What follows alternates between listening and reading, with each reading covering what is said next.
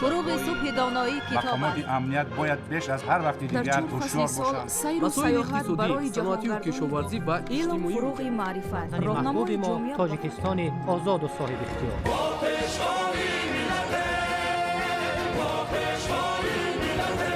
دوست باشید، اتفاق باشید، شکرانه همین دولت کنید، شکرانه همین سرزمین کنید، شکرانه کنید که چنین وطن عزیز و محبوب دارید.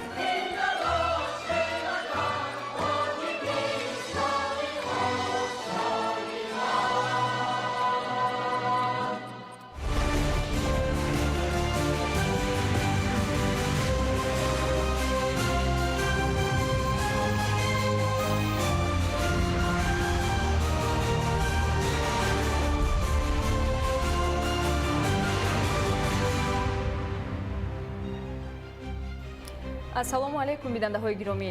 нашри муфассали барномаи иттилоотии ахборро мустақиман аз телевизиони тоҷикистон манзуратон мегардонем.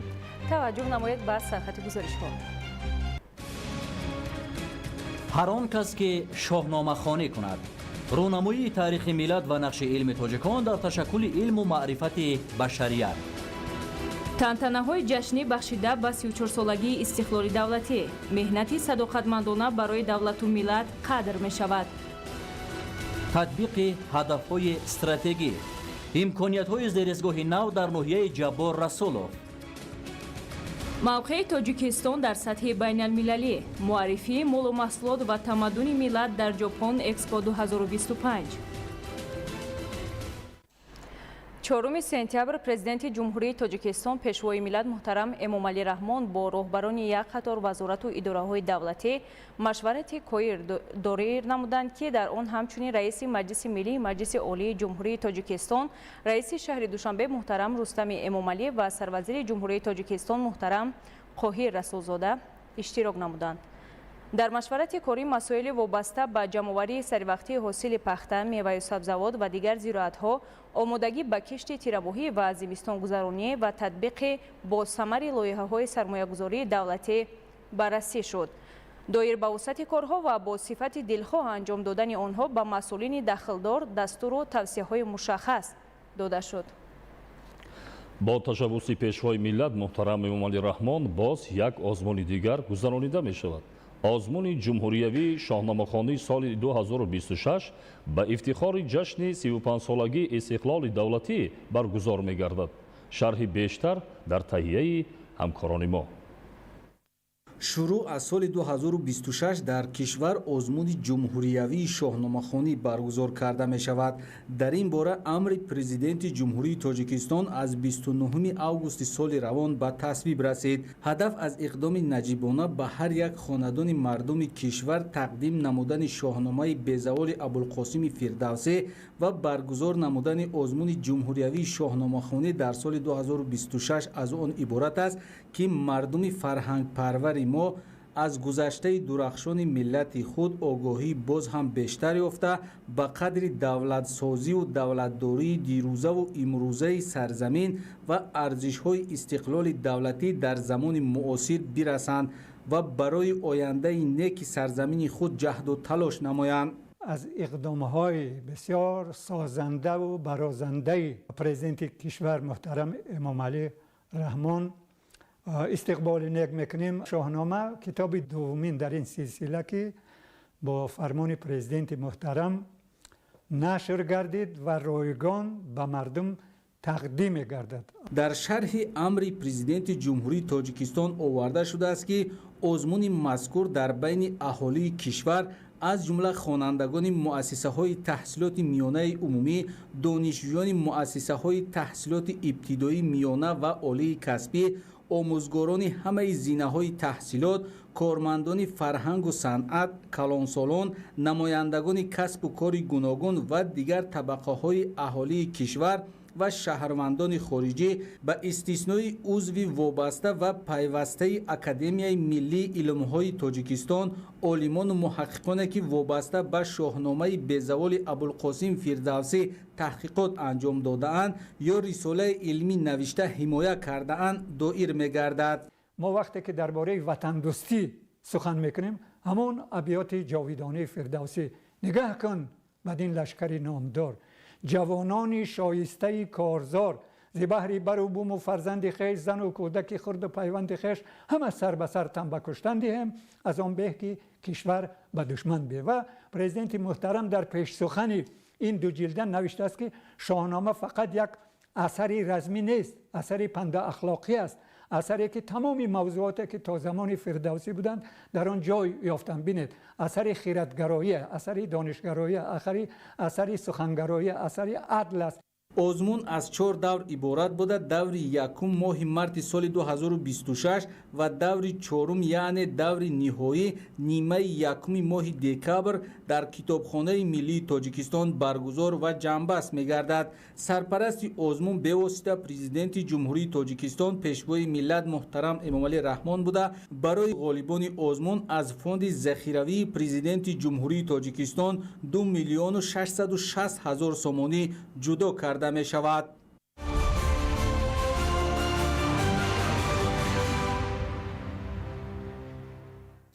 برای تامین قسم‌های نظامی با مواد با صفت غذایی امسال در خواجگی‌های یاریرسانی اگنتی تامینات اموال مخصوصی نزد حکومت جمهوری تاجیکستان در 486 گکتار کارتوشکا و 204 گکتار موشون کشت پرورش کرده شد که امروز از ثمر مهنت حاصل دلخواه به دست آمد.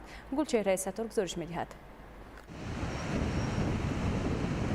اقلیم خیلی مساعد موضع کناسک برای پرورش و استحصال کارتوشکا موافق است و بهر افزون نمودن میدان کشتش کارمندان اگنتی تامینات اموال مخصوصی نزد حکومت جمهوری تاجیکستان امسال از مسافه 1700 متر با لوله‌های پلی‌اتیلنی قطرش 125 آب برآورده مساحت 8 گکتار زمین به آب را آبیاری نموده در آن کشت کارتوشکا گذرانیدند که امروز برای جمع‌آوریش آمادگی می‌گیرند. عموماً در خواجگی‌های زیرتابع این نهاد امسال 486 گکتار کارتوشکا شنانیده شده است. معاون سروزیر مملکت سلیمان زیازاده و نمایندگان دیگر وزارت و اداره‌های داخلدار با آمادگی تکنیکا و رفت جمع‌آوری کارتوشکا در خواجگی یاریرسانی کناسک شناس شده برای در مهلت معین جمع‌آوری نمودن حاصل کارتوشکا و ذخیره تخمی و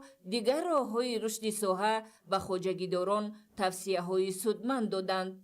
مساحت کشت کارتوشکا در این خواجگی 131 گکتار را تشکیل می‌دهد و خواجگیداران با استفاده از تخمی‌های خوش‌صفت و رعایت اگرتکنیکای پرورش مقصد دارند که در مجموع 2500 تانه محصولات از لحاظ اکولوژی تازه استحصال نمایند. برای در 486 گکتار زمین کشت نمودن این محصولات نیازی اول خواجگی‌های یاریرسانی اگنتی باید زیاده از 1700 تانه ذخیره تخمی داشته باشند و با بلند برداشتن نشاندادهای استحصالی از تمام امکانیت‌ها ثمرناک استفاده برند. در اینجا با رعایت اگرتکنیکای پرورش کارتوشکا اهمیت جدی داده می‌شود.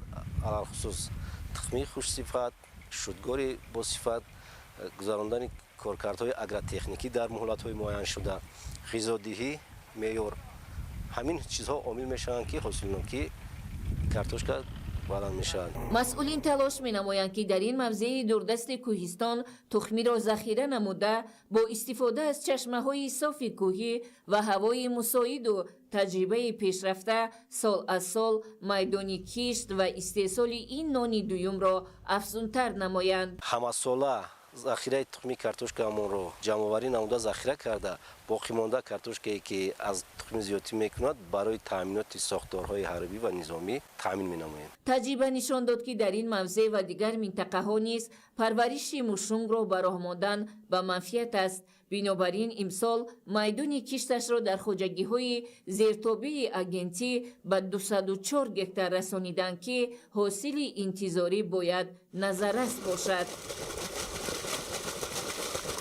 تجربه نشان می‌دهد که در شرایط خاک و آب تاجیکستان اگر اگرتکنیکای پرورشش را رعایت نماییم از تمام نمود زراعت حاصل دلخواه گرفتن ممکن است. در شرایط خیلی مرکب اقتصادی و تغییریابی با سرعت اقلیم که در مقیاس جهان قسمی از دولت‌های قدرتمند را نیز کاهش یافتن مواد غذایی به تشویش آورده است، استفاده از امکان مساعد و افزون نمودن استحصال همه گونه مواد غذایی ناگزیر است، زیرا برای تامین محصولات با صفت از جهت اکولوژی تازه در وطن بهشت‌آسای ما تمام امکانیت‌ها موجودند.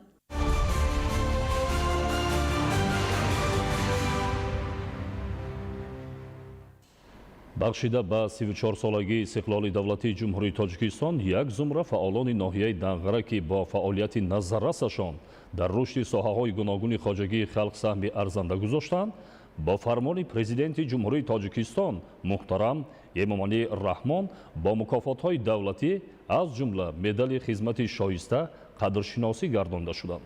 гузориши ҳамкорони мо. ҳамасола дар арафаи ҷашни истиқлолияти давлатии ҷумҳурии тоҷикистон ҳамчун қадршиносии кормандони арзанда барои дастовардҳои назаррас, комёбӣ ва хизматҳои шоёнашон дар пешрафту инкишофи кишвар аз тарафи ҳукумати ҷумҳурии тоҷикистон бо мукофотҳои давлатӣ сарфароз гардонида мешаванд. бахшида ба 34-солагии истиқлолияти давлатии ҷумҳурии тоҷикистон як зумра фаъолони ноҳияи Данғара ки бо фаъолияти назаррасашон дар рушди соҳаҳои гуногуни хоҷагии халқ саҳми арзанда гузоштаанд, бо фармони президенти ҷумҳурии тоҷикистон муҳтарам Эмомалӣ Раҳмон бо мукофотҳои давлатӣ аз ҷумла медали хизмати шоиста қадршиносӣ гардонида шуданд. дар вазъияти муносиби тантанавӣ намояндаи ҳукумати ҷумҳурии тоҷикистон ва масъулини мақомоти иҷроии ҳокимияти давлатӣ, кормандони соҳаҳои илму маориф, фарҳангу тандурустӣ, кишоварзӣ, саноат, сохтмон, хизматчиёни давлатӣ ва мақомоти ҳифзи ҳуқуқу сохторҳои низомиро табрику таҳният намуда ба шахсони арзанда мукофотҳои давлатиро тақдим намуданд. дар идома гуфта шуд ки ба хотири ҳифзи ин неъмати бебаҳои таърихӣ, яъне истиқлолият ки шарти ҳастиву бақои миллат ва кафили фардои дурахшони он мебошад, ҳамчунин барои таҳкими дастовардҳои он аз ҷумла сулҳу субут, ваҳдати миллӣ ва боз ҳам беҳтар намудани сатҳу сифати зиндагии халқи азизамон, ҳар яки мо вазифадорем ки минбаъд низ тамоми донишу таҷриба ва саъю кӯшиши худро ба ин роҳи пуршараф сафарбар созем ва бо заҳмати содиқонаи худ ватанамонро боз ҳам ободу зебо ва давлати соҳибихтиёрамонро пешрафтаву муқтадир гардонем.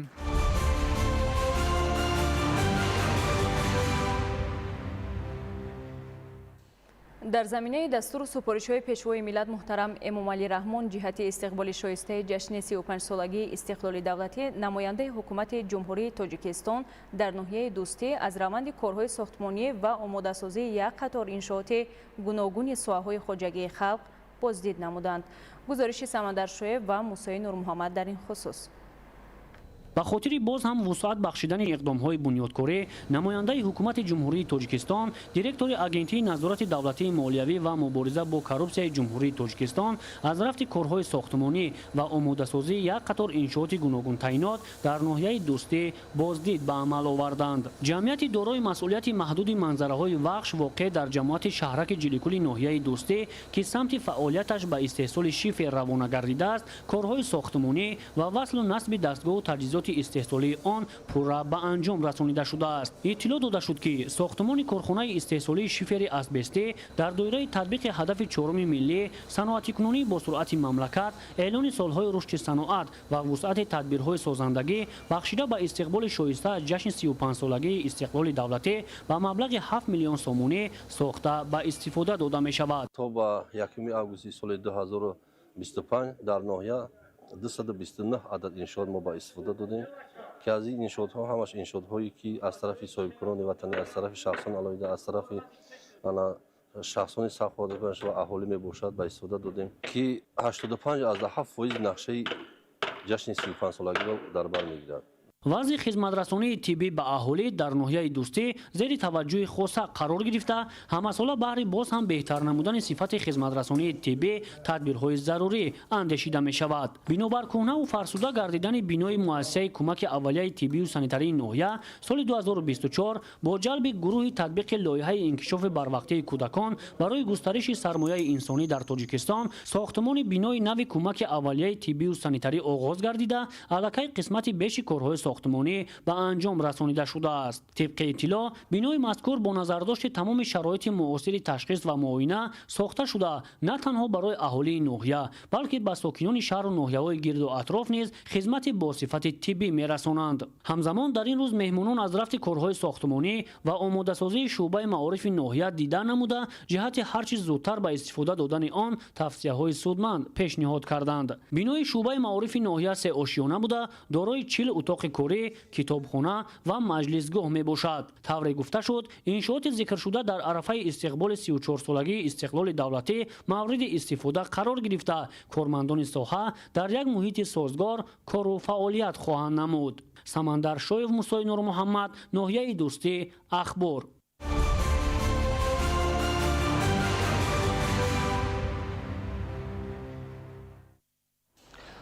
صاحب استقلالی کشور برای مردم شرفمند تاجیکستان رویداد مهم تاریخی و دستاورد بزرگ است.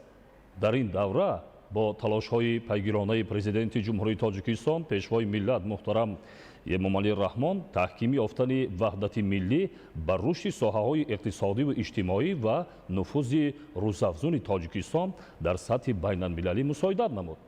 راجع به این حالا امکان داریم با همکارمان محمد نورالله که در مرکز پایتخت کشور شهر دوشنبه قرار دارد مستقیما در تماس شویم. مرحمت محمد.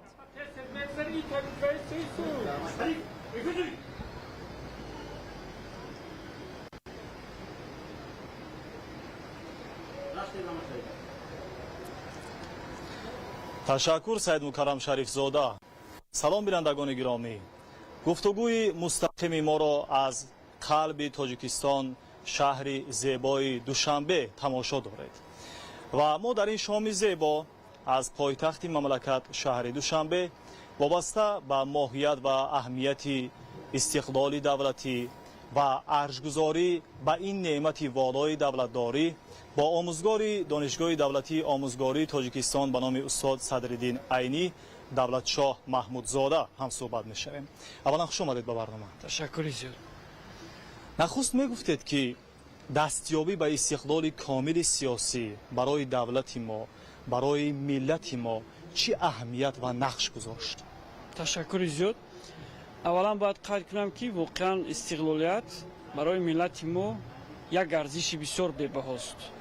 از نقطه نظر تاریخی شما ببینید که ملت ما همواره در درازای تاریخ به خاطر یک پارچگی وطن، به خاطر استقلالیت، به خاطر حفظ ارزش‌های ملی و سیاسی همیشه در نبرد بود و توانست که این هویت، این مقدسات و این نعمت بی‌بها را حفظ بکند. و بالاخره ما و شما خوب می‌دونیم که در پایان سده گذشته این استقلالیت نصیب این ملت شد. اگر به طور ظاهری و روند به دست آوردن استقلالی تاجیکستان مثلا توجه فرماییم ببینیم که یعنی گمان می شود که این استقلالیت رو آسانک ما به دست آوردیم، اما منطقاً وارد مسئله می شود می‌بینید که نه، استقلالیتی که ما در سنه 9 سپتامبر سال 1991 به دست آوردیم این ثمره مهنت هزار ساله های فرزندان آگاه و دلیر و شجاع این ملت بود. خب وابسته به سوالی که دادید باید بگم که استقلالیت ما در شرایط امروزه برای ملت ما بسیار دستاوردهای گرانبها را هدیه کرد. بزرگترین دستاوردی که استقلال برای این ملت ارمغان آورد این دولت ملی بود. یعنی ما توانستیم که در ظرف 34 سال صاحب استقلالی با تشبس‌های خردمندانه رهبر دولت پایه‌های دولت ملی رو گذاشتیم و روند تحکیم یابی دولت ملی رو با تمام جدیت با تمام هستیمون شکل ببخشیدیم. و دومین دستاوردی که استقلال برای ملت ما هدیه کرد این وحدت بود. وحدت ما ملت ما رو از خطر پراکنده شوی از خطر نیستشوی نجات داد. یعنی به عباره دیگر اگر بگوییم استقلالیت به ملت ما وحدت و عمری دوباره بخشید.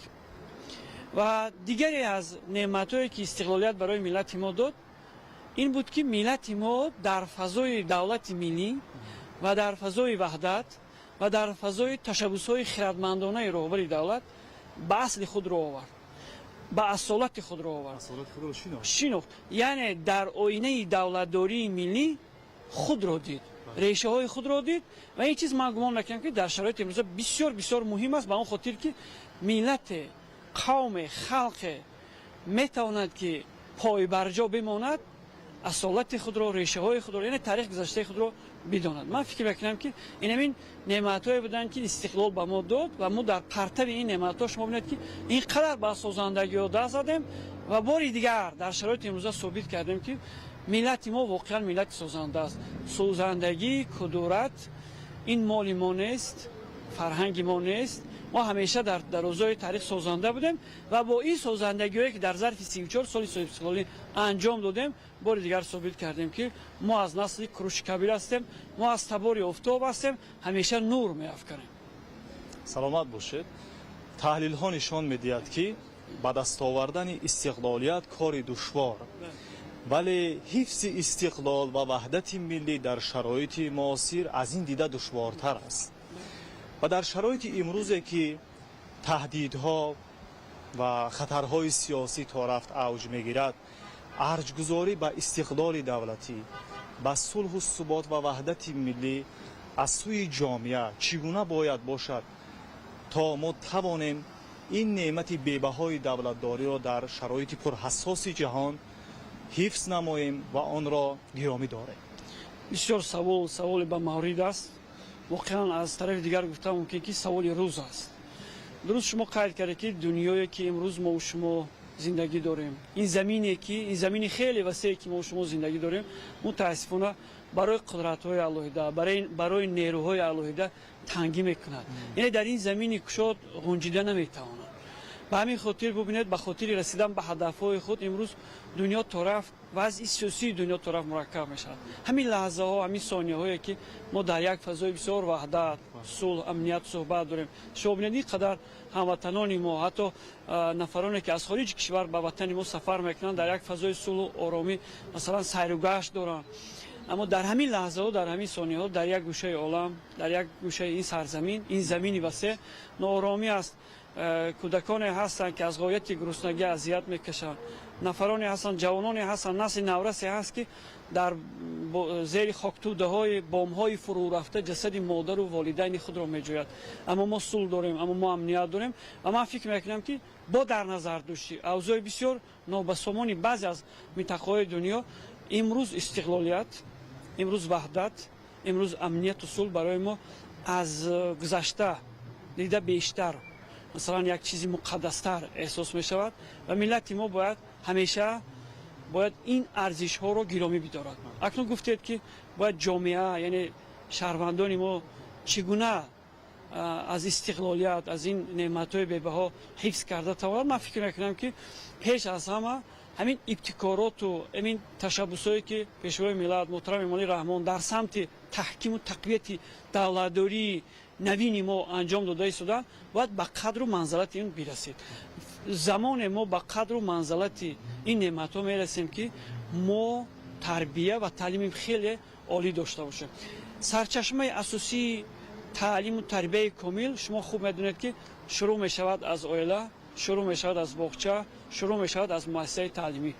یعنی وقتی که ما در این گونه محیط ها، یعنی یک حرفی سالم رو به خود میگیریم، یک لفظی سالم رو، یک دید، یک نگاه زیبا رو به خود میگیریم، خواه این نسل که از این دیدگاه، از این محیط ها بیرون میشن، وارد جامعه کشاد میشن، در هم شیب و فرازهای زندگی همیشه از خود، از هویت خود، از ارزش‌های ملی خود، سیاسی خود و بالاخره از وطن خود دفاع کردن میتونن، هم با قلم، هم با سخن، هم با تن و جسم و جان حفظ کرده میتونن. یعنی سرچشمه اصلی این آگاهی است، دانش است و آن اساس می شود که خب با معرفت خود، با دانش خود از استقلال، از وحدت ملی حفظ نمایند. عرض سپاس به شما برای صحبت. بیننده های عزتمند، یادآور میشیم که گفتگوی مستقیم داشتیم با آموزگار دانشگاه دولتی آموزگاری تاجیکستان دولتشاه محمودزاده و اینجا ادامه اخبار است که میتوانید بیننده باشید. همکاران ташаккури зиёд ҳамкорони мо буданд. муҳаммади нурулло.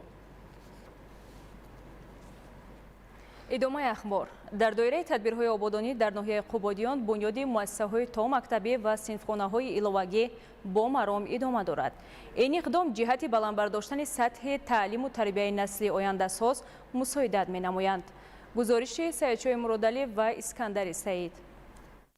дар заминаи тадбирҳои ободонӣ бахшида ба ҷашни пурифтихори миллӣ дар ноҳияи қубодиён бунёди 171 иншооти муҳими хоҷагии халқ ба нақша гирифта шуда то имрӯз 142 тои он ба истифода дода шудааст ва ин раванд бо саҳмгузории ҳукумати мамлакат ва сокинону соҳибкорон вусъати тоза мегирад. таъмини хизматчиёни давлатӣ бо манзилизист яке аз иқдомҳои навбатӣ бахшида ба истиқболи 35-солагии истиқлолияти давлатии кишвар ба шумор рафта бунёди бинои наву замонавӣ бо фарогирии 45 оилаи кормандон ба анҷом расонида шуда корҳои сабзгардонии атрофиён идома дорад. сол аз сол бо афзун гардидани шумораи аҳолӣ талабот ба муассисаҳои таълимӣ зиёд гардида бо назардошти ин дар ноҳияи қубодиён сохтмони муассисаҳои нави таълимӣ ва синфхонаҳои иловагӣ бештар ба роҳ монда мешавад. мавриди зикр аст ки бо таваҷҷӯҳ ва дастгириҳои ҳукумати мамлакат барои насли наврас шароити таълиму тарбия беҳтар гашта муассисаҳои таълимӣ бо тамоми лавозимот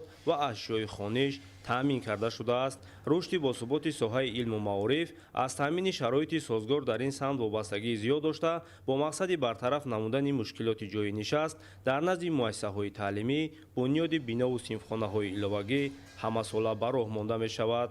дар ноҳия 104 синфхонаи иловагӣ айни ҳол сохтмон идома дорад.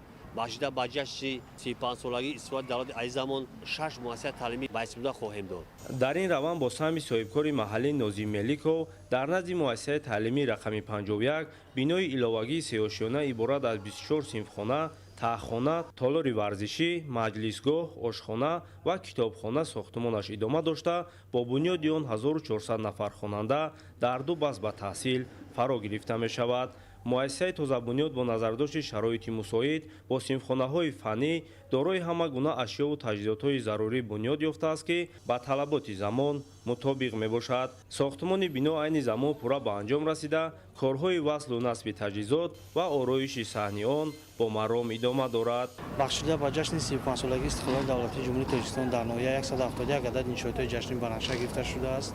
то ба имрӯз 142 адади он ба истифода дода шудааст. дар боқимондаи иншоотҳо сохтмон бо маром идома дорад. читаре ки шумо шоҳид ҳастед айни ҳол мо дар яке аз бинои навсохташудаи муассисаи таълимӣ қарор дорем ки ин ҳама бо дастгирии соҳибкорони ватанӣ мебошад. ҳамзамон бо мақсади фароҳамсозии шароити роҳу нақлиёт дар ноҳия ҳамасола тадбирҳои зарурӣ андешида мешавад. мавриди зикр аст ки дар чунин иқдомҳои ободкорӣ сокинони маҳал саҳмгузорӣ карда баҳри сазовор истиқбол гирифтани ҷашни 35-солагии истиқлоли давлатӣ роҳҳои маҳалли зисташонро марҳила ба марҳила мунфарш менамоянд. тибқи иттилоъ дар 6 моҳи соли равон дар ҳудуди ҷамоатҳои шаҳраку деҳоти ноҳия беш аз 40 километр роҳҳои аҳамияти маҳаллӣ дошта асбобпӯш карда шуда ин тадбир дар дигар деҳоти он аз ҷониби сокинон идома дорад. дар ҳамин замина сокинони деҳаи чапарии яки ҷамоати деҳоти Кайқубод 7 километр роҳҳои байни деҳаҳоро мунфарш карда истоданд ки дар ин тадбир техникаҳои махсуси роҳсозӣ ҷалб шудааст. ҳамарӯза дар ин деҳот беш аз 1 километр роҳҳо мунфарш шуда барои равои воситаҳои нақлиёт шароити мусоид фароҳам мегардад. сокинони ватандӯсти ин минтақа баҳри зебову назарабон намудани як гӯшаи диёр камари ҳиммат баста бо ин раванд мехоҳанд дар дигар корҳои ободонӣ низ саҳм гузоранд. тавре гуфта шуд роҳҳо ки қаблан таъмир гардид канори он чароғон карда шуда дар дил ховақт гашту гузор дар ин масирҳо имконпазир мегардад. Саидшоҳи Муродалӣ, Искандари Саид, ноҳияи Қубодиён, ахбор.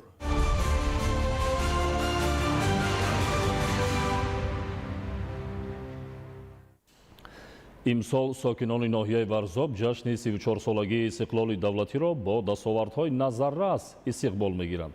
ба ин муносибат дар деҳоте ба номи Садрдин айни ноҳия мактабу кӯдакистонҳо ва марказҳои нави саломатӣ бунёд шуда истодааст ки пас аз мавриди истифода қарор гирифтан ба сокинон шароити хуби корӣ фароҳам оварда мешавад. гузориш дар ин хусус. рӯзҳои наздик сокинони деҳаи якачашмаи ноҳияи Варзоб аз роҳи ҳамвору замонавӣ истифода мебаранд. роҳе ки қаблан барои сокинон мушкилиҳои зиёдеро пеш меовард. наздики 4 километр роҳи ин деҳа бо дастгирии мақомоти иҷроияи ҳокимияти давлатии ноҳия, саҳми соҳибкорону сокинон бунёд шуда ҳоло бо истифода аз техникаҳои соҳавӣ охирин корҳои роҳсозӣ анҷом дода шуда дар рӯзҳои таҷлил аз 34-умин солгарди истиқлоли давлатӣ мавриди истифода қарор дода мешавад. дар корҳои роҳсозӣ ва бунёди дигар иншооти иҷтимоӣ сокинони деҳаи якачашма фаъолона саҳм мегузоранд. дар деҳоти Садриддин Айнӣ на танҳо роҳҳои аҳамияти маҳаллӣ дошта навсозӣ мешаванд, балки дигар иншооти соҳаи иҷтимоӣ бунёд шуда барои сокинон шароити беҳтари зиндагӣ фароҳам оварда мешавад. шурӯъ аз соли 2021 то имрӯз дар деҳоти мазкур ба истиқболи ҷашни 35-солагии истиқлоли давлатӣ зиёда аз 23 иншооти таъйиноти гуногун сохта ба истифода дода шуд ва ҳоло дар 11 иншооти дигар корҳои сохтмонӣ идома дорад. сокинони деҳоти ба номи Садриддин Айнӣ 34-солагии истиқлоли давлатиро бо дастовардҳои назаррас истиқбол намуданд. ба ин муносибат бо иштироки сокинон ҳамоиши идона баргузор гардид, ки дар он маҳсули дастранҷи аҳли заҳмат ва хонандагону омӯзгорон намоиш дода шуд. иштирокдорон таъкид намуданд, ки ба истиқболи 34-солагии истиқлоли давлатӣ дар деҳот бо дастгирии ҳукумати ҷумҳурии Тоҷикистон ва саҳми соҳибкорону сокинон 4 иншооти таъйиноташон гуногун ба истифода дода мешавад, ки ин иқдом ба беҳсозии сатҳи зиндагии шаҳрвандон замина мегузорад. мо шукрона мекунем аз тинҷию амонии осоиштагӣ ва истиқлолияти давлатии ҷумҳурии Тоҷикистон, ки ҳамааш ин натиҷаи меҳнати фидокоронаи пешвои миллат президенти муҳтарам Эмомалӣ Раҳмон мебошад. муҳити орому осудаи кишвар ва пойдории истиқлолият барои ҳар як сокини ватандӯсту ватанпарвар беҳтарин неъмат маҳсуб меёбад. бо дарки ин маънӣ сокинони ноҳияи Варзоб дар корҳои ободонӣ саҳми назаррас мегузоранд.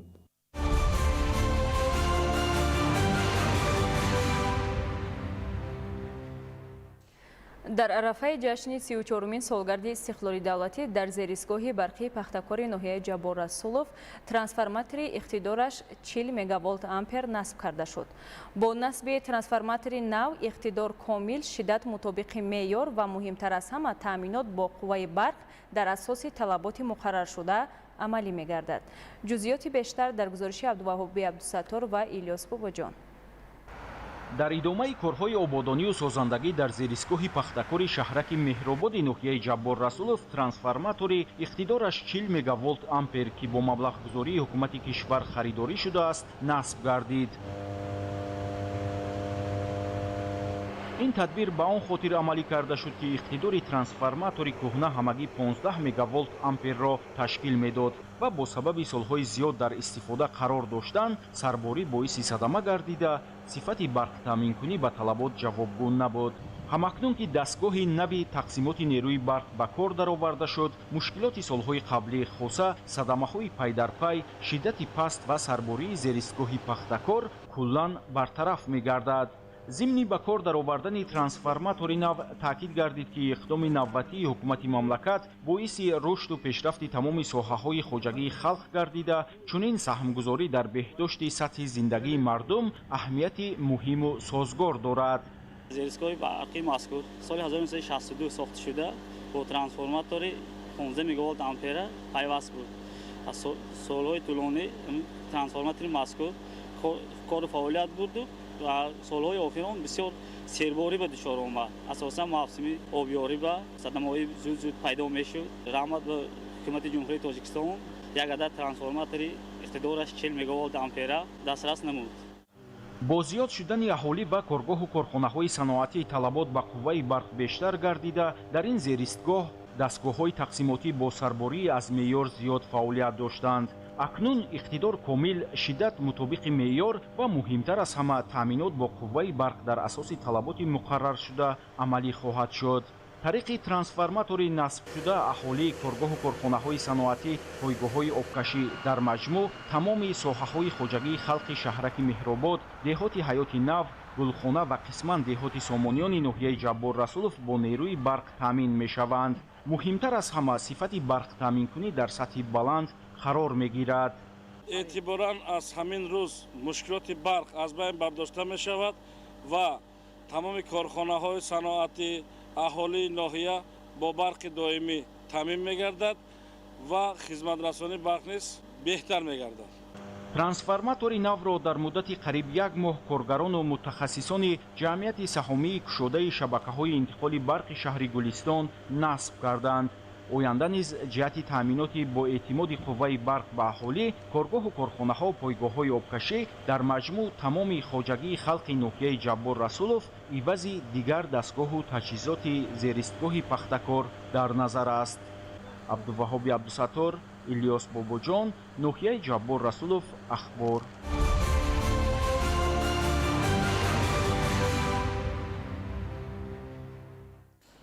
4 сентябр президенти ҷумҳурии Тоҷикистон пешвои миллат муҳтарам Эмомалӣ Раҳмон ба президенти Португалия муҳтарам Марсело Ребело ди Соуза барқияи изҳори тасаллӣ ирсол намуданд, ки дар он аз ҷумла омадааст: ҷаноби олӣ, хабари ҳалокати фоҷиавӣ ва ҷароҳатбардоштани шумораи зиёди одамон бар асари суқути садамавии қатораи кабелӣ дар ҷумҳурии Португалияи дӯст боиси андӯҳи мо гардид.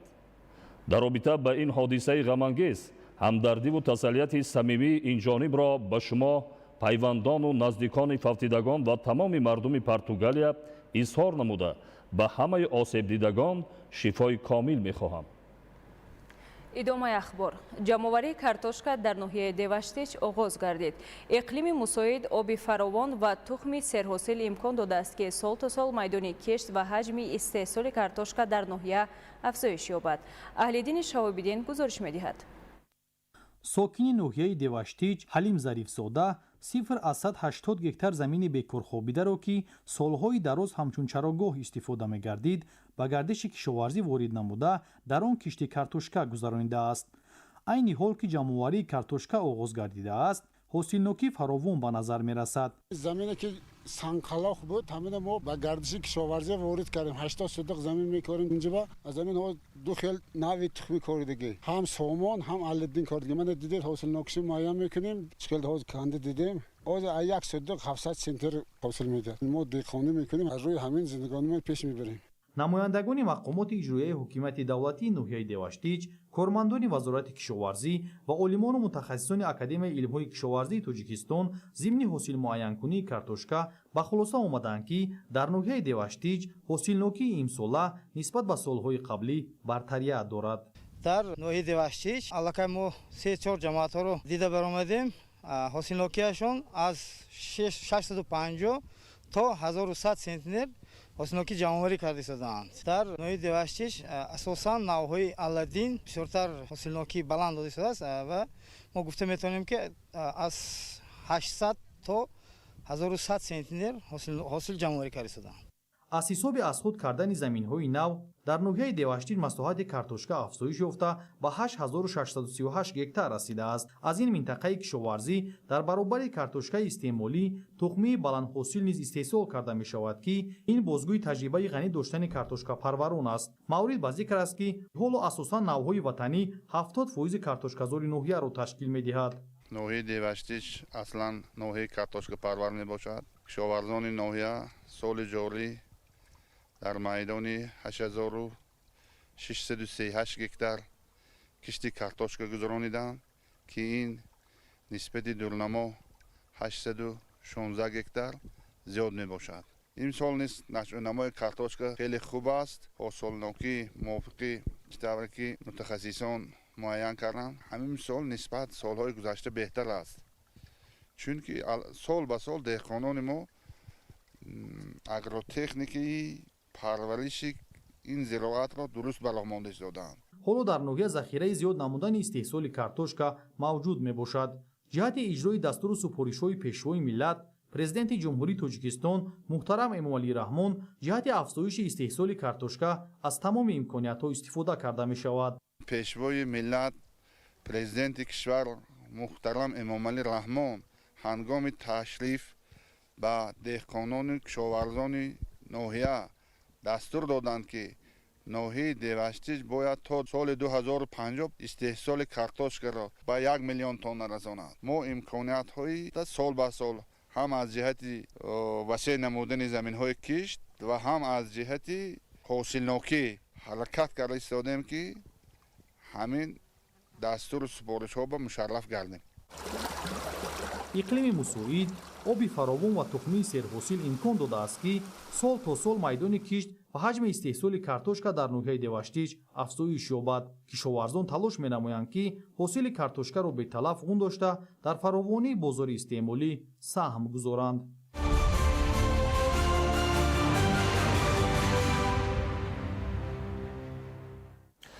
дар намоишгоҳи ҷаҳонии экспо 2025 таҳти унвони таррезии ҷомеаи оянда барои мо ки дар шаҳри осакаи ҷопон баргузор гашта истодааст, ҷумҳурии тоҷикистон низ павилёни миллии худро омода кардааст ки дар он намунаҳои маъданҳои табиӣ, маҳсулоти ҳунарҳои мардумӣ, кандакорӣ, сангҳои ороишӣ, маҳсулоти саноатӣ, кишоварзӣ, обҳои минералӣ ва дигар зарфиятҳои Тоҷикистон муаррифӣ ва ба намоиш гузошта шудааст.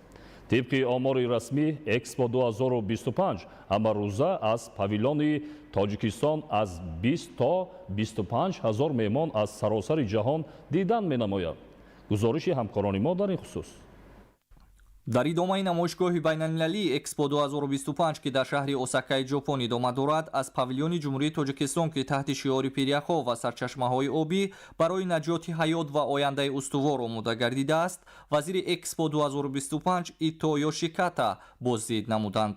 зимни ташриф аз ҷониби кормандони павилёни тоҷикистон ба вазири экспо оид ба мавзӯи интихобшудаи павилёни ҷумҳурии тоҷикистон ки аз ташаббусҳои ҷаҳонии пешвои миллат президенти ҷумҳурии тоҷикистон муҳтарам эмомалӣ раҳмон дар самти тағйирёбии иқлим алал хусус обшавии пиряхҳо сарчашма мегирад иттилоъ дода шуд.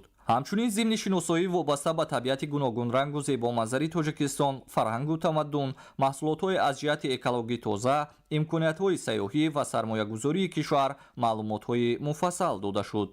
Ито Йошиката ба амсилаи пиряхи тоҷикистон бо номи ванҷях ки бузургтарин пирях дар минтақа ба шумор меравад таваҷҷӯҳи бештар зоҳир намуда, ташаббусҳои пешвои миллат муҳтарам Эмомалӣ раҳмонро дар самти таваҷҷӯҳ ва ҷилавгирӣ аз паёмадҳои нигаронкунандаи манбаъҳои обӣ иқдоми лозима ва зарурӣ барои ҷомеаи ҷаҳонӣ ҳисобиданд. дар фарҷоми боздид вазири экспо ба павилёни ҷумҳурии тоҷикистон баҳои баланд дода ба кишвари тоҷикистон шукуфоӣ ва комёбиҳои бештареро таманно намуданд.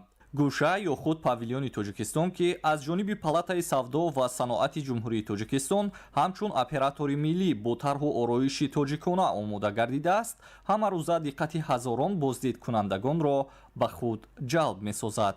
боиси тазаккур аст ки ин намоишгоҳи байналмилалӣ то 13 октябри соли 2025 идома меёбад ва тибқи омори расмии экспо 2025 ҳама рӯза аз павилёни тоҷикистон аз 20 то 25 ҳазор меҳмонон аз саросари ҷаҳон боздид хоҳанд кард.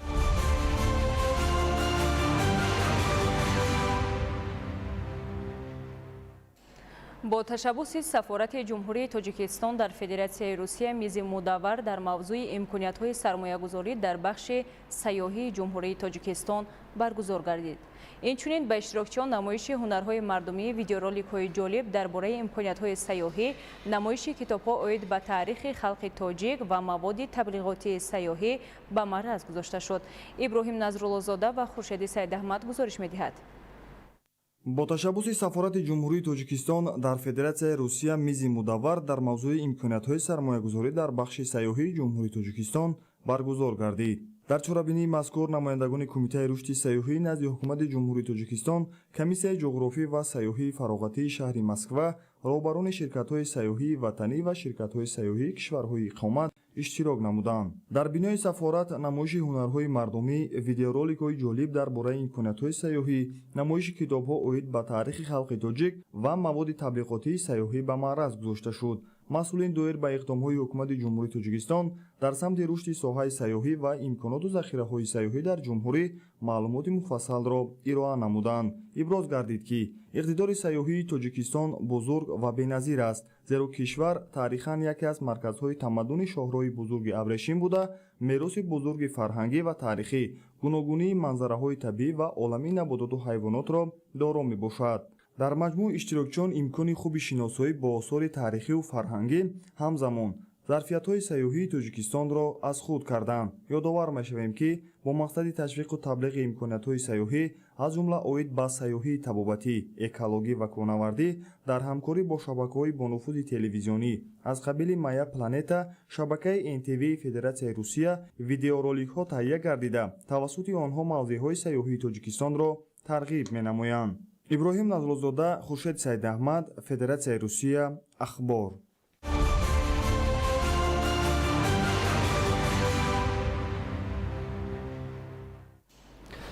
ҳама сола 4 сентябр дар кишвар рӯзи китоб таҷлил мегардад. бо мақсади ҷалби таваҷҷӯҳи омма ба китобу китобхонӣ ва китобхона дар Китобхонаи Миллии Тоҷикистон рӯзи дарҳои боз доир гардид. ҳамкорони мо гузориш медиҳанд. бо мақсади дар амал татбиқ намудани дастуру супоришҳои ҳукумати ҷумҳурии Тоҷикистон ҷиҳати тарғиби китобу китобхонӣ ва китобхона миёни ҷомеа бахшида ба ҷашни фархундаи истиқлоли давлатӣ ва иди касбии китобдорон рӯзи китоб дар Китобхонаи Миллии Тоҷикистон рӯзи дарҳои боз баргузор гардид. дар чорабинӣ кормандони мақомотҳои давлатӣ, намояндагони Вазорати Маориф ва илми Ҷумҳурии Тоҷикистон, Вазорати Фарҳанги Ҷумҳурии Тоҷикистон, мақомоти иҷроияи ҳокимияти давлатии шаҳри Душанбе, инчунин донишҷӯёни макотиби олӣ ва толибилмони муассисаҳои миёнаи умумӣ ширкат варзиданд. баргузории чунин чорабиниҳо пеш аз ҳама барои баланд бардоштани ҳуввияти миллӣ дар фарзандони мо, барои роҳандозӣ намудани онҳо барои китобу китобхонӣ як пешаи бузург аст.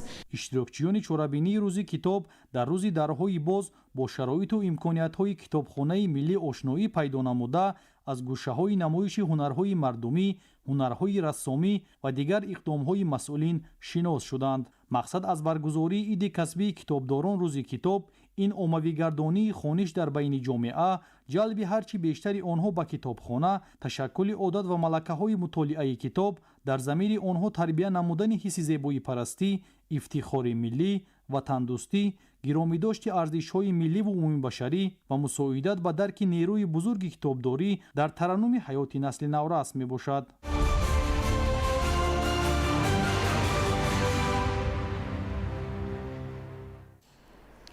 имрӯз дар шаҳри Душанбе ғолибони озмунҳои ҷумҳуриявӣ беҳтарин ҳамсар ва фарзанд боғи падару модар муайян ва қадрдонӣ гардиданд. ҷаҳонгир Сафарализода гузориш медиҳад. озмунҳои ҷумҳуриявӣ беҳтарин ҳамсар ва фарзанд боғи падару модар дар дораи таҷлили 34-солагии истиқлоли давлатии ҷумҳурии Тоҷикистон роҳандозӣ гардиданд ки далели тантанаи муваффақияту дастовардҳои ҳукумати кишвар дар роҳи эъмори давлатдории миллӣ ва таҳкими пояҳои оиладорӣ мебошанд. дар расми натиҷагирӣ аз баргузории тадбирҳои мазкур иброз гардид ки мустаҳкамӣ, пойдорӣ ва солимии оила ва аҳли хонавода дар меҳвари фаъолияти Кумитаи корбозанон ва оилаи назди ҳукумати ҷумҳурии Тоҷикистон қарор дорад. ба хотири ҷалби таваҷҷӯҳи аҳли ҷомеа ба пойдории оила, тақвияти муносибатҳои созанда ва баландбардоштани маърифати оиладорӣ, тарбияи фарзандони соҳибхираду соҳибмаърифат ва ба ин васила коҳиш додани раванди таъсиррасонии омилҳои доғирӯз ва дигар паҳлӯҳои оиладорӣ давоми солҳои охир дар кишвар силсилачорабиниҳои сиёсӣ, фарҳангӣ, оммавӣ ва иттилоотӣ бештар доир карда мешавад. дар ҳамин замина озмунҳои ҷумҳуриявӣ ҳамсари беҳтарин ва фарзанд боғи падару модар низ ба баландбардоштани масъулияти оила дар таҳкими фарҳанги оиладорӣ ва эҳтирому арҷгузории оила ба фарҳангу тамаддуни миллӣ равона гардидааст. бо хулосаи ҳайати ҳакамони озмун, Ҳаётов Ҷурахон аз ноҳияи Данғараи вилояти Хатлон ҳамсари беҳтарин ва Карина Шоназарова аз шаҳри Хоруғи вилояти Мухтори Кӯҳистони Бадахшон фарзанди беҳтарин дониста шуда сазовори ҷои аввали озмун гардиданд. беҳтарин мерос برای فرزند این تربیه درست است و ما فرزندان خود را در روحیه انسان دوستی، احترام ارزش‌های ملی و تندرستی و اینچنین در راه راست زندگی تربیت کرده به رویه رساندیم. در آزمون جمهوریوی فرزند با پدر و مادر اشتراک نمودم و غالب این آزمون گردیدم و مینه‌داری خود را به اساسگذار صلح و وحدت ملی، پیشوای معظم ملت، پرزیدنت جمهوری تاجیکستان برای تشکیل و برگزار نمایی چنین آزمون‌ها اظهار می‌نمایم. ما جوانان و نورسان خوشبخت از آنیم که در دیار بهشت آسا با صلح و ثبات و آرامی عمر به سر میبریم. آزمون‌های جمهوریوی بهترین همسر و فرزند باقی پدر و مادر با ابتکار کمیته کارباززنان و اویله نزد حکومت جمهوری تاجیکستان در دوره برنامه دولتی رشد اویله در جمهوری تاجیکستان برای سالهای 2024-2028 با مقصد تقویت موقع اویله در جامعه، گسترش فرهنگ اویله‌داری و تحکیم پایه‌های اویله‌داری برگزار گردیدند. در دوره این برنامه در شهر و نویه‌ها آزمون و چاره‌بینی‌های فرهنگی معرفتی، مانیتورینگ و ارزیابی عملی‌سازی برنامه‌های ساحه کار با زنان و اویله نیز برگزار می‌گردند.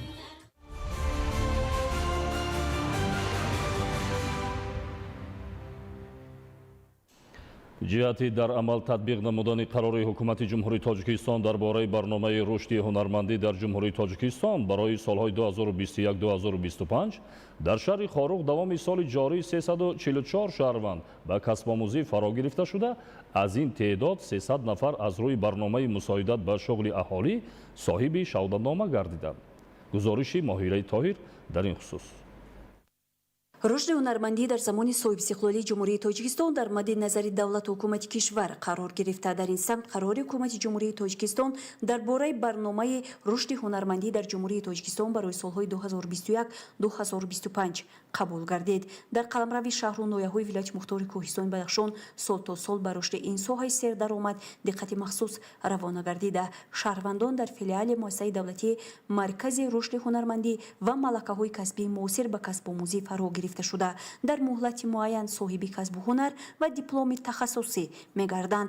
дар ҳудуди вилоят беш аз 500 нафар ҳунарманд фаъолият дошта, асосан ба истеҳсоли маҳсулоти дузандагӣ, бофандагӣ, дуредгарӣ, сабадбофӣ, ҳоҳангарӣ, чӯбтарошӣ, кандакорӣ, муҳрабофӣ ва пазандагӣ, инчунин ба сохтани ҳар гуна армоғонҳои ҷолиб сару кор доранд. дар самти рушди ҳунармандӣ фаъолияти литсеи касбии техникӣ дар ноҳияи Шоно низ назаррас мебошад.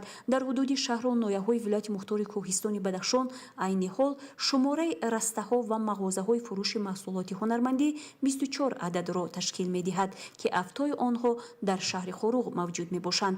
хизматрасонӣ бо сифати ин мағозаҳои фурӯш барои меҳмонони дохилӣ ва хориҷӣ хуб ба роҳ монда шудааст. дар вилоят дар самти рушди ҳунармандӣ ташкилоти ҷамъиятии Депамирӣ низ фаъолияти густурда дошта барои ҳунармандон курсҳои омӯзишӣ ва озмунҳоро ташкил менамоянд. дар ин ташкилот зиёда аз 150 нафар ҳунарманд ба қайд гирифта шуда дар ҷодаи эҳёи ҳунарҳои дастӣ саҳми бориз гузошта истоданд. филиали муассисаи давлатии маркази рушди ҳунармандӣ ва малакаҳои касбии муосир давоми соли равон зиёда аз 300 нафарро ба касбомӯзӣ фаро гирифта, дар самти бинокор, кафшергари барқӣ низ мутахассисонро омода менамояд. бояд гуфт ки ҷиҳати иҷрои қарори ҳукумати ҷумҳурии тоҷикистон дар бораи барномаи рушди ҳунармандӣ дар ҷумҳурии тоҷикистон барои солҳои 2021-2025 аз ҷониби масъулини соҳаи дахлдор ва дигар марказҳои алоҳидаи рушди ҳунармандӣ баҳри истеҳсоли маҳсулоти худӣ ва аз ҷиҳати экологии тоза, рушди ҳунарҳои дастӣ ва қадимаи хоси мардуми боми ҷаҳон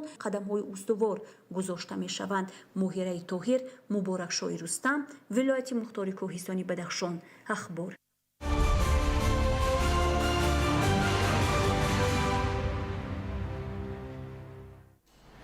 зиёда аз 13 сола мешавад ки ҷумҳурии тоҷикистон дар роҳи бунёди ҷомеаи демокративу ҳуқуқбунёд гомҳои устувор мегузорад ва халқи тоҷик дар партави сиёсати пешгирифтаи президенти ҷумҳурии тоҷикистон пешвои миллат муҳтарам Эмомалӣ Раҳмон ба дастоварду музаффариятҳои беназир ноил мегардад. ба истиқболи ҷашни 34-солагии истиқлоли давлатӣ дар вазорату идораҳо ва шаҳру ноҳияҳои кишвар ҳамоишҳои гуногуни маърифатию фарҳангӣ баргузор гардид. ҳамкорони мо гузориш медиҳанд. дар хадамоти иҷрои назди ҳукумати ҷумҳурии тоҷикистон дар ҳамбастагӣ бо иттифоқи нависандагони тоҷикистон чорабинии идона таҳти унвони нақши пешвои миллат дар таҳкими истиқлоли давлатӣ бахшида ба 34-умин солгарди ҷашни истиқлоли давлатии ҷумҳурии тоҷикистон баргузор гардид. дар чорабинӣ роҳбарият ва кормандони хадамоти иҷро, раёсати иттифоқи нависандагони тоҷикистон, аҳли илму адаб ва меҳмонон ширкат варзиданд. таъкид гардид ки истиқлолият на танҳо падидаи сиёсӣ, балки рамзи ҳастии миллат, нишонаи ифтихори таърихӣ ва асоси худогоҳию худшиносии миллӣ мебошад. агар истиқлолият пояи сиёсиву ҳуқуқии озодии давлат бошад, адабиёт, маънавияту маърифати онро мустаҳкам месозад. ҳамзамон дар доираи чорабинӣ ба як қатор адибон ҷоизаи адабии Мирзо Турсунзода ва Садриддин Айнӣ ва ба кормандони хадамоти иҷро ва фаъолони соҳа барои хизматҳои арзанда, масъулиятшиносӣ ва саҳми назарраси худ дар пешбурди фаъолияти иҷро мукофотҳои соҳавӣ, аз ҷумла кормандони фахрии мақомоти иҷро, ифтихорнома ва рутбаҳои дараҷавӣ супорида шуданд. намояндагони иттифоқи нависандагон бо шеърҳои илҳомбахш ва суханони пурмуҳтаво дар васфи ватан, истиқлол ва ваҳдат ба маҷлис фазои идона бахшиданд. чорабинии идона бо барномаи фарҳангӣ ва муҳокимаи арзишҳои волои истиқлоли давлатӣ ҷамъбаст гардид.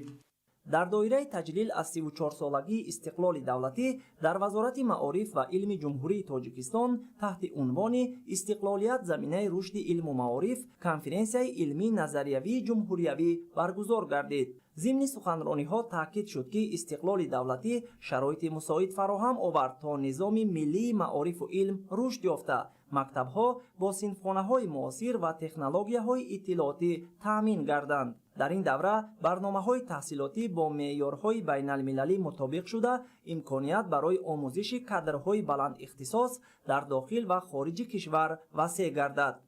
танҳо дар соли 2024 ва 6 моҳи аввали соли 2025 дар қаламрави кишвар 304 муассисаи нави таҳсилоти миёнаи умумӣ ва биноҳои иловагӣ барои беш аз 61 000 хонанда ба истифода дода шуданд. шумораи муассисаҳои таҳсилоти томактабӣ ба 757 адад ва марказҳои инкишофи кӯдак ба 2931 адад расида, дар онҳо беш аз 251 000 кӯдак ба таълиму тарбия фаро гирифта шуданд. иштирокчиёни ҳамоиш бо итминон изҳор доштанд ки рушди илму маориф кафолати ояндаи дурахшони ҷомеа аст ва истиқлолият имкони худшиносиву худбаҳодиҳии миллӣ ва рушди нерӯи зеҳнии насли ҷавонро фароҳам овардааст. дар идома олимону муҳаққиқон дар мавзӯъҳои инъикоси масъалаҳои маориф дар паёмҳои президенти ҷумҳурии тоҷикистон муҳтарам Эмомалӣ Раҳмон ба Маҷлиси Олии ҷумҳурии тоҷикистон, Эмомалӣ Раҳмон бунёдгузори истиқлоли воқеии тоҷикистон маърузаҳо пешниҳод карда иброз доштанд ки имрӯз тавассути илму маърифат пояҳои давлатдории миллӣ такмил ёфта, тоҷикистон ба сӯи ҳадафҳои стратегии худ бо қадамҳои устувор пеш меравад. дар ибтидои чорабинии идона ба муносибати 34-солагии истиқлолияти давлатии ҷумҳурии тоҷикистон дар кумитаи меъморӣ ва сохтмон намоиши тарҳу лоиҳаҳои ҷолиби аз тарафи пажӯҳишгоҳҳои лоиҳакашӣ таҳияшуда сурат гирифт. дар тадбири мазкур масъулин, намояндагони кумитаи иҷроияи ҳизби халқии демократии тоҷикистон ва дигар шахсони расмӣ иштирок намуда, аз ин лоиҳаҳо ки қисме аз онҳо аллакай зиннатбахши шаҳру ноҳияҳои мамлакат мебошанд дидан карданд.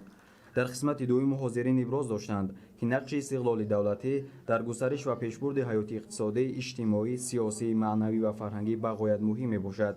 тазаккур дода шуд ки истиқлолияти давлатии ҷумҳурии тоҷикистон беҳтарин ва пурарзиштарин неъмат дар таърихи муосири миллати кӯҳантамаддуни тоҷик буда, муҳимтарин комёбиву дастовардҳои замони соҳибистиқлолии мамлакат натиҷаи меҳнати фидокорона ва иқдоми қаҳрамононаи президенти ҷумҳурии тоҷикистон муҳтарам Эмомалӣ Раҳмон аст. намояндагони ҳизби халқии демократии тоҷикистон аснои таҳнияти ҳозирин иброз дошт ки истиқлолияти давлатӣ муҳимтарин дастоварди миллат ба шумор рафта, он барои тараққиёти ҳамаи бахшу соҳаҳо заминаи мусоид фароҳам овард.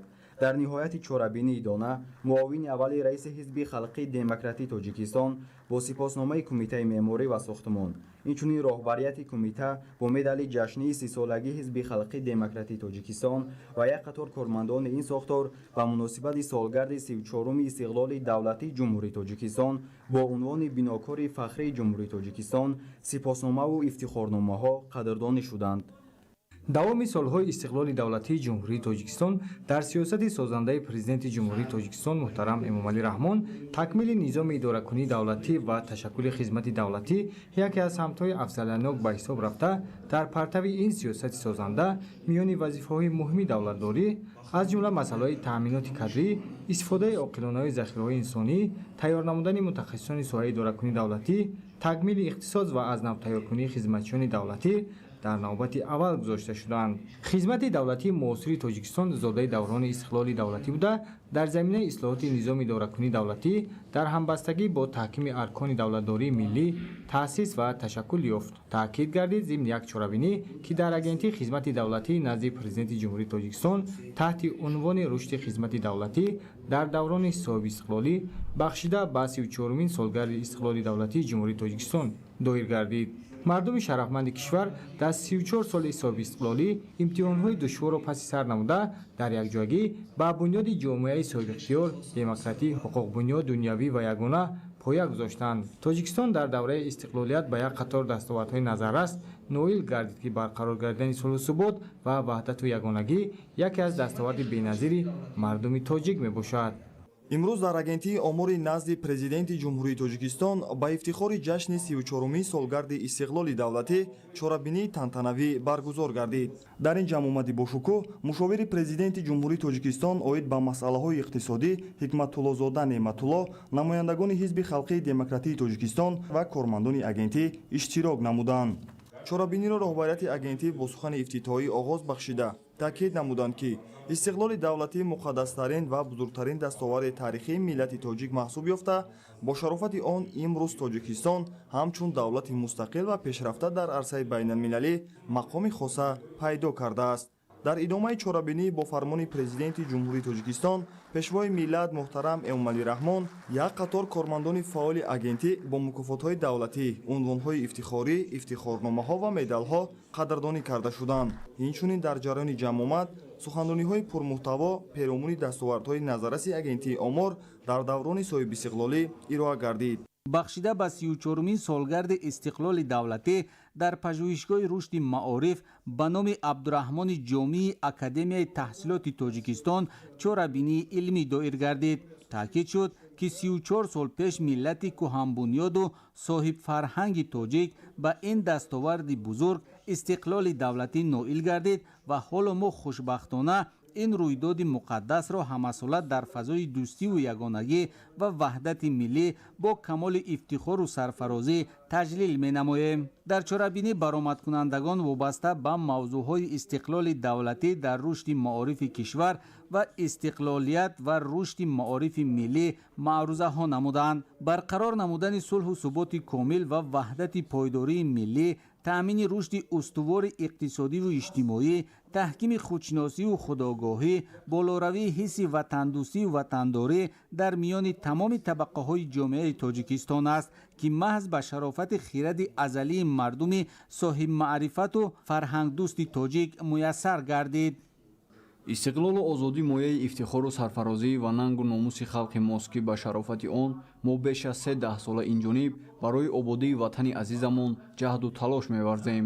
ин нуқта зимни баргузории чорабинӣ ки бахшида ба ҷашни 34-солагии истиқлоли давлатӣ дар маркази саломатии шаҳри рақами 15 баргузор гардид иброз шуд.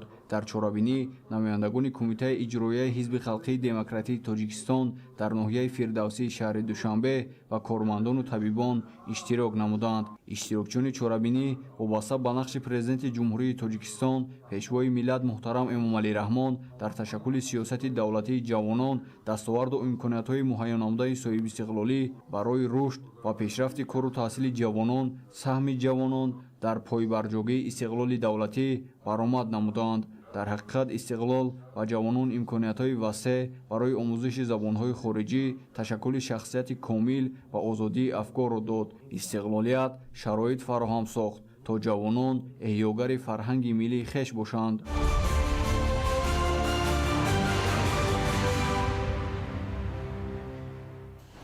бинандаҳои гиромӣ, ин буд нашри муфассали барномаи иттилоотии ахбор. ба шумо зиндагии ободу осоиштаро таманно дорем. саломат бошед.